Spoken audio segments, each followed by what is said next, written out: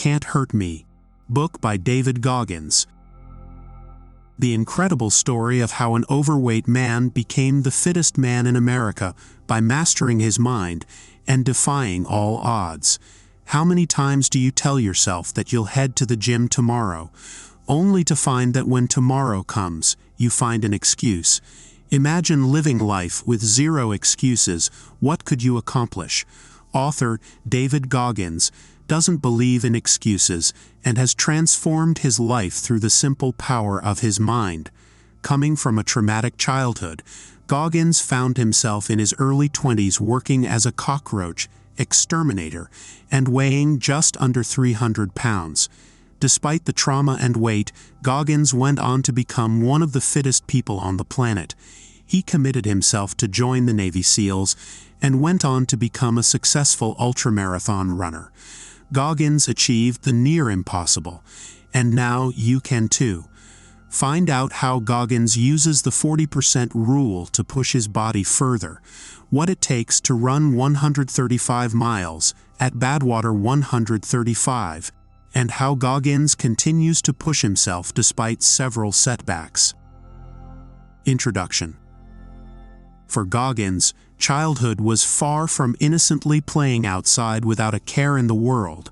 Instead, he experienced trauma from an abusive father and extreme prejudice and poverty in rural America.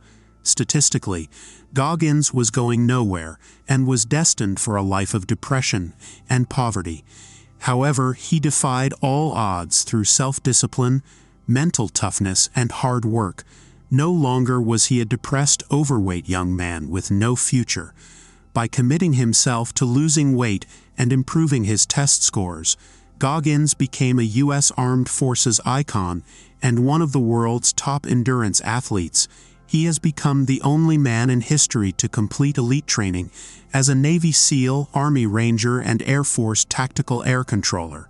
He didn't stop there, however, and he went on to set records in extreme endurance events and has been named the fittest, real man in America.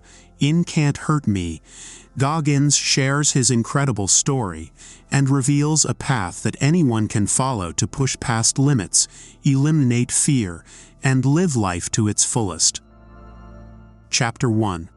The Early Life of Goggins. Born in New York in 1975, Goggins didn't have the typical carefree childhood that many people experience. Instead of playing outside with friends and living innocently among his peers, Goggins was a slave to his abusive father. His father, Trunnis, was a self-made businessman who owned a roller disco rink. However, to make his business run smoothly, Trunnis forced his family to work almost every night of the week at the skating rink. At the young age of 6, Goggins' job was to look after the skating shoes. Meanwhile, his mother would cook dinner over a hot plate in the office. And once the children finally finished working at around midnight, his mother would put Goggins and his brother to bed in the office too. Of course, the dance floor played loud, thumping music into the early hours of the morning. So Goggins hardly slept at night and would frequently fall asleep in class instead. As if working each night at the skating rink wasn't enough, Goggins also became a punching bag for his abusive father. Both he and his mother fell victim to countless violent beatings, sometimes for even the smallest things. For instance, Goggins once contracted a bad ear infection, so, as a responsible parent, his mother took him to the hospital. Trunnis, being the businessman that he is, hated when the family spent money, even when his children's health was at risk. Upon returning, Goggins witnessed his father beat his mother senseless with a belt. When he intervened, his father would beat him too. He went to school too often, hiding the bruises and red welts from his father's belt. At the age of 8, Goggins' mother had had enough, and she took him and escaped to Indiana, where they started their new lives together. However, as he would soon find out, he and his mother had walked into the center of a racist rural America. He was the only black kid in town, and he quickly became the target of hatred, often hearing the N-word spat at him by neighbors who waved guns in his face. Now dealing with bullying and poverty, his life didn't seem to be getting any better.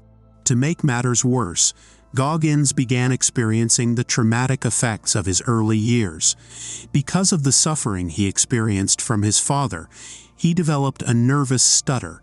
His hair started to fall out, and patches of his skin lost pigment and turned a different color. At the time, Goggins didn't know why this was happening, but as an adult, he recognized that he was suffering from toxic stress. This is a condition in which young children who have undergone severe abuse experience changes to their brain chemistry, resulting in a permanent state of fight or flight. Simply put, Goggins had suffered so much trauma that his brain and body were on permanent high alert for danger. Children who suffer from toxic stress also exhibit memory loss, and even the most gifted children will struggle to learn and remember what they've learned in school. By 4th grade, Goggins was placed in a special needs classroom and started cheating his way through school. While his grades improved, his education suffered, and by the time he was heading into his teenage years, Goggins could still barely read.